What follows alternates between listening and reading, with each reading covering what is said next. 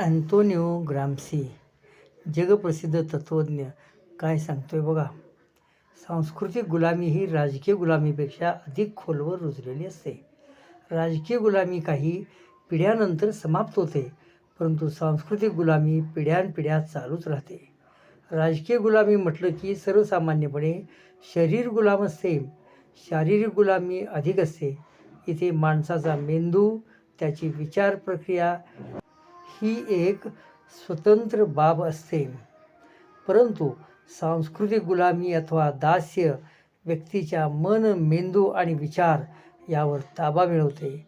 या सांस्कृतिक गुलामीमुळे व्यक्ती आपल्या गुलामीचे कारण काय आहे याचा विचार तर सोडाच, परंतु आपण गुलाम आहोत हेही ते समजून घेऊ शकत नाही. Antonio Gramsci. बहुजन 2000 वर्षे हाल अपेष्टा सोसत, अन्याय सहन करत गप्प का बसले याचं उत्तर इथं मिळते. ब्राह्मणी संस्कृती उखडून टाकल्याशिवाय बहुजनांचा विकास शक्य नाही. बहुजनांची संस्कृती परत आणण्यासाठी फुले शाहू आंबेडकरांचा विचार आवश्यक आहे.